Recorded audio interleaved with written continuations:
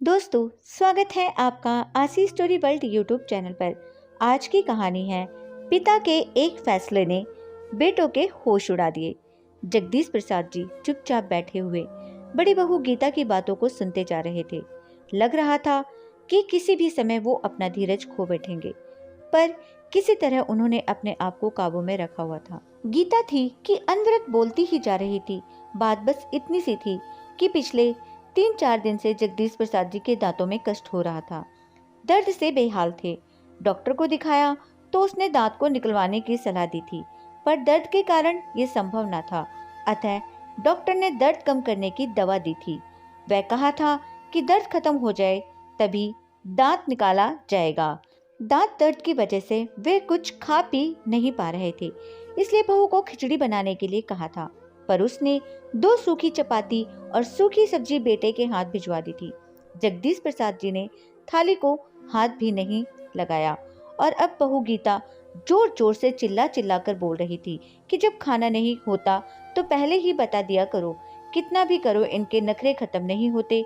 वो ये बात समझने के लिए तैयार ही नहीं थी कि दांत दर्द की वजह से ससुर जी चपाती चबाने में असमर्थ हैं, और गुस्से में थाली उठाकर बाहर चली गई। जगदीश प्रसाद जी ने एक गहरी सांस ली और अपनी छड़ी उठाकर अपने लंगोटिया दोस्त कैलाश नाथ जी के घर की ओर चल दिए। आज उनका दिल बहुत उदास था। अपनी दिवंगत पत्नी की याद उन्हें आने लगी और सड़क के किनारे बने एक बेंच पर वह बैठ गए। अतीत ने तीव्रता के साथ उनकी यादों में प्रवेश किया। जगदीश प्रसाद जी सरकारी कार्यालय में सेवारत थे। उनके 3 बेटे थे, अनिल, सुनील और राजेश। तीनों ही पढ़ने में अच्छे थे। उनकी पत्नी कांता एक कम पढ़ी लिखी लेकिन मेहनती व स्वाभिमानी स्त्री थी, जो कुशलता के साथ उनके घर का संचालन करती थी। मितव्ययिता क्या थी, यह जगदीश प्रसाद जी ने पत्नी से ही सीखा था। इसलिए महीने के अंत में अपनी पूरी पगार वो पत्नी के हाथ में सौंप देते थे और खुद निश्चिंत हो जाते थे। घर के मामलों में वे कभी भी नहीं बोलते थे, पर पत्नी को जब भी उनकी सलाह की जरूरत होती थी, वे हर दम उसके साथ होते थे। समय के साथ उनकी उन्नति होती गई और बच्चे भी अच्छी शिक्षा प्राप्त कर चुके थे। अपने जीवन काल में उनकी पत्नी ने एक जो सबसे अच्छा काम किया था, वो था मकान बनवाना। शहर की एक अच्छी सी कॉलोनी में उसने अपने सपनों का संसार बसाया था। जगदीश प्रसाद जी ने ऑफिस से लोन लेकर कुछ दोस्तों से मदद लेकर पत्नी के इस सपने को पूरा किया। पहले मकान 1 मंजिला था, पर जब बच्चे बड़े हो गए तो जगदीश प्रसाद जी ने हिम्मत करके मकान की 2 मंजिलें और भी बनवा दी। उनके तीनों बेटों की शादी हो गई थी और तीनों बेटों के 2-2 बच्चे भी हो गए थे, और अब जगदीश प्रसाद जी अपने छोटे बेटे के साथ निचली मंजिल पर रहते थे। अनिल व सुनील दूसरी और तीसरी मंजिल पर रहते थे। रसोइयां सबकी अलग थी, बस त्योहार वाले दिन सब एक जगह इकट्ठे होकर त्योहार मनाते थे। मुंह से तो कोई कुछ नहीं कहता था, पर राजेश की पत्नी को बहुत तकलीफ होती थी कि सारा काम मुझे ही करना पड़ता है। दोनों भाभियां बस हाथ हिलाने के लिए आ जाती हैं। उधर दोनों का कहना था कि भाई रसोई तो तुम्हारी है, तो जिम्मेदारी भी तुम्हारी है, पर ये बातें कभी भी झगड़े का रूप धारण नहीं कर पाती थी, क्योंकि कांता जी खुद भी एक मेहनती महिला थी, जो उम्र के इस दौर में भी चुस्त दुरुस्त थी। सारा दिन कुछ न कुछ करते रहना उनकी आदत थी। इसी कारण काम को लेकर बहुएं ही उन पर निर्भर थी।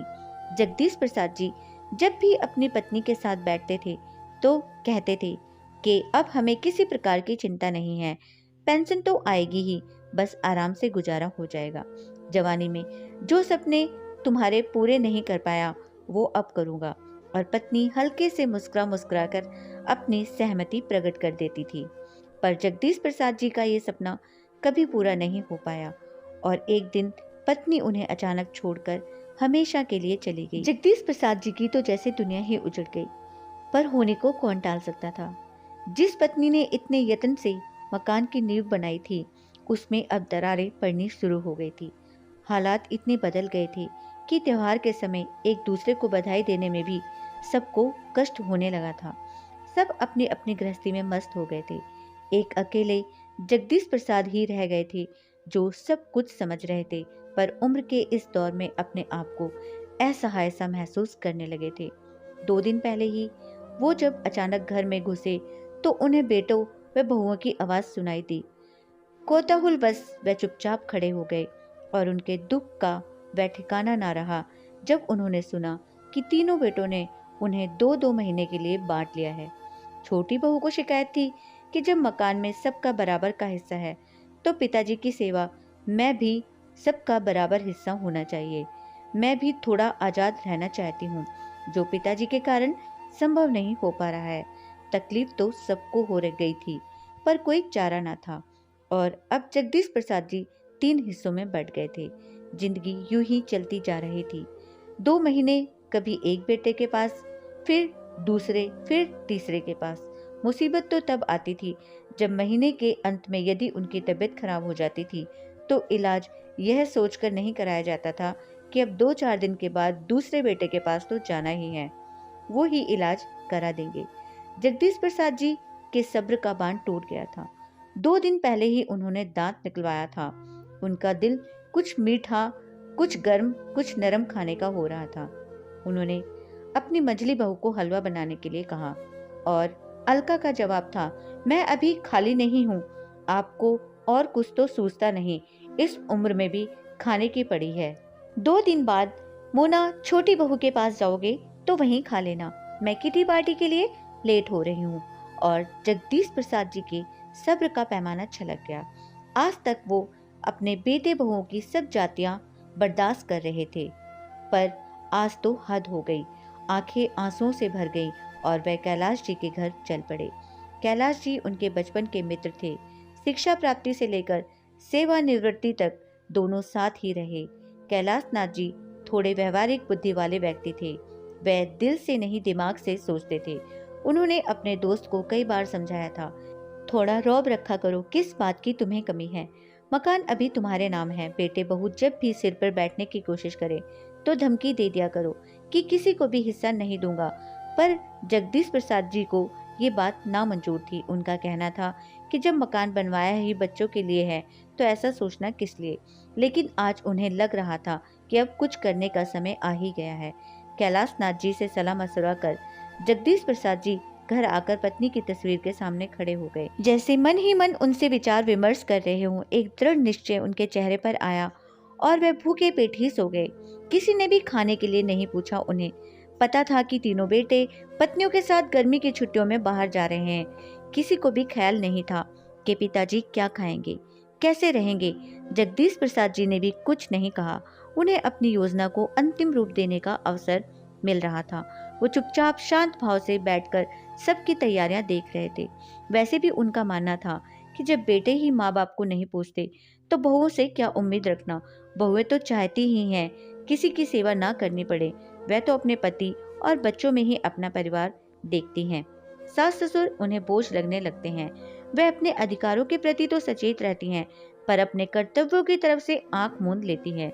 सबके जाने के बाद जगदीश प्रसाद जी अपने मित्र के साथ प्रॉपर्टी डीलर के पास गए। प्रॉपर्टी डीलर कैलाश नाथ जी के पुत्र का खास दोस्त था। उनसे मिलकर अपनी व्यथा बताई, कुछ सलाह मशवरा किया, वह वापस आ गए।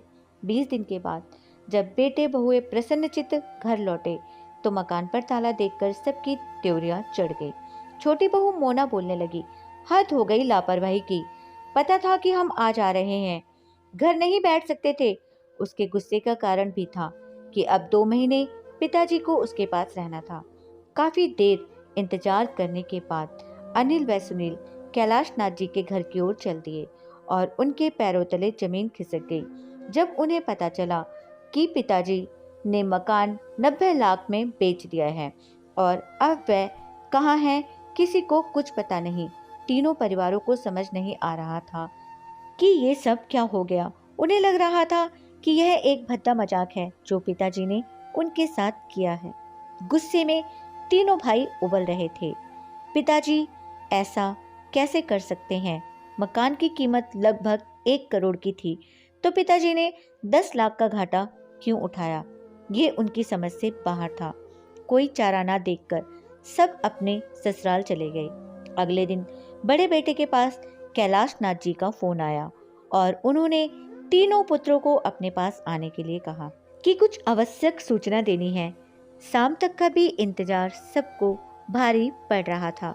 कैलाश नाथ जी के पास से जो सूचना उन्हें मिली उनसे तीनों की जुबान पर ताला लग गया था। दिमाग जैसे कुंद हो गया। सोचने समझने की शक्ति ने जैसे साथ ही छोड़ दिया। कैलाश नाथ जी के अनुसार जगदीश प्रसाद जी हरिद्वार चले गए हैं और उन्होंने वहां पर एक घर ले लिया है और अब वहीं रहेंगे। ये समाचार पूरे परिवार पर एक भारी प्रहार था।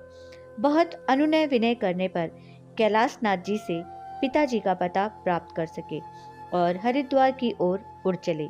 पिताजी का यह कदम उनकी समझ से बाहर था।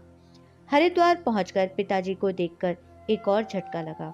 पिताजी तो प्रसन्नचित्त और स्वस्थ लग रहे थे। बेटे बहुओं को देखकर उनके होठों पर मुस्कान आ गई। प्रसन्न दिल से उनका स्वागत किया और दीपक कहकर किसी को आवाज दी। आवाज सुनते ही 10-11 साल का एक लड़का सामने खड़ा हो गया। सबने कौतूहल से उसे देखा। जगदीश प्रसाद जी ने सबकी नजरों को नजरअंदाज किया और दीपक को 6 प्लेट गरम गरम हलवा लाने के लिए कहा। इसी बीच जगदीश प्रसाद जी सबसे बच्चों की कुशलता के बारे में जानते रहे। बेटे एक दूसरे की तरफ देख रहे थे कि कौन पहल करे, पर किसी की हिम्मत नहीं हो पा रही थी कुछ पूछने की। इतने में दीपक एक ट्रे में 6 प्लेट लेकर आ गया और सबको एक एक प्लेट पकड़ा दी। किसी ने भी प्लेट को हाथ नहीं लगाया। किसी को बोलते ना देखकर जगदीश प्रसाद जी ने कमान अपने हाथ में ले ली और बोलने लगे। तुम सबको हैरानी हो रही होगी और गुस्सा भी आ रहा होगा कि पिताजी को ये क्या सनक सवार हो गई, लेकिन कारण भी तुम लोग ही हो। मैंने और तुम्हारी माँ ने तुम लोगों को कभी भी किसी प्रकार की कमी नहीं आने दी। तुम्हारी माँ ने मेरी एक अकेली तनख्वाह में कितनी कुशलता से घर को चलाया, ये मुझे तुम सबको बताने की जरूरत नहीं है। और आज मुझे ये कहने में कोई भी शर्म नहीं आती कि उसने अकेले तुम सभी को अपने प्यार से बांध रखा था, पर तुम 6 लोगों ने अपने एक बाप को ही किस्तों में बांट लिया। पर चलो कोई बात नहीं, कम से कम 2 वक्त की रोटी तो शांति से दे सकते थे, पर वो भी नहीं हो पाया। पार्लर और किटी पार्टी में जाने के लिए सभी के पास वक्त था, पर मेरी 2 रोटियां सबको भारी पड़ रही थी। तुम सभी को अच्छी तरह से मालूम था कि जिसके पास भी मैं रहता था अपनी पेंशन वहीं खर्च करता था, लेकिन मेरी दवाई के लिए किसी के पास पैसे नहीं होते थे। तुम सबको अपने अधिकार पता थे, पर इस बूढ़े के प्रति तुम्हारे कुछ कर्तव्य भी हैं, यह तुम में से किसी को भी याद नहीं रहा। और फिर जब मेरे बेटे ही ऐसे हैं तो बहुओं से मैं क्या उम्मीद रखूं। कहते कहते जगदीश प्रसाद जी का गला रूंध गया। तीनों बेटे बहुएं नजरें झुकाकर बैठे रहे। जगदीश प्रसाद जी ने दोबारा बोलना शुरू किया। मेरा ये फैसला तुम्हें पसंद नहीं आएगा, यह मैं जानता हूँ, पर इसके जिम्मेदार भी तुम लोग हो। तुम्हें पता चल गया होगा कि मैंने मकान बेच दिया है, 10 लाख के घाटे में बेचा है, पर मुझे इसका कोई मलाल नहीं है। 5-5 लाख में अपने पोतों पोतियों के नाम फिक्स डिपॉजिट करा दिए हैं, जो उनके बड़े होने पर उन्हें ही मिलेंगे। मैंने यह घर खरीद लिया है। 2 कमरे, किचन, बाथरूम, टॉयलेट, सभी सुविधाएं हैं। उनमें जो कमी थी वो मैंने जुटा ली है। मैंने इसके लिए आश्रम को 15 लाख दे दिए हैं। मेरे मरने के बाद यह घर आश्रम की संपत्ति हो जाएगा। अभी अभी जिस लड़के को तुमने देखा है वो एक अनाथ लड़का है जो अब मेरे साथ रहता है। मैंने एक स्कूल में उसका नाम लिखवा दिया है, पढ़ता भी है और मेरी सेवा भी करता है। 2 लाख मैंने इसके नाम से भी जमा करा दिए हैं। बाकी जो बचा, कितना बचा उसका हिसाब तुम लगा लो। मैंने बैंक में जमा करा दिए हैं। बैंक से जो इंटरेस्ट आएगा उससे मेरा खर्च आराम से चल जाएगा। मैं अपना खर्चा आराम से चला लूंगा। अब तुम लोगों को मेरी तरफ से पूरी आज़ादी है, जैसे चाहो वैसे रहो। ये सब कहकर जगदीश प्रसाद जी चुप हो गए और आराम कुर्सी पर बैठकर अपनी आंखें बंद कर ली। तीनों बेटे बहुओं को समझ नहीं आ रहा था कि पिताजी की इन बातों पर अपनी क्या प्रतिक्रिया प्रकट करें, और सामने पड़ी हलवे की प्लेट को देखकर अलका सोच रही थी कि एक प्लेट हलवे की कितनी बड़ी कीमत सबको चुकानी पड़ गई। लेखिका सिंपी नारंग जी। दोस्तों, यह थी हमारी आज की कहानी। उम्मीद करती हूँ आपको पसंद आई होगी। आपका क्या कहना है इस कहानी के बारे में, हमें कमेंट करके जरूर बताइएगा। वीडियो को लाइक करके चैनल को सब्सक्राइब करना मत भूलिएगा प्लीज़। मेरा चैनल नया है, मुझे सपोर्ट कीजिए। आपका कीमती समय देने के लिए दिल से शुक्रिया।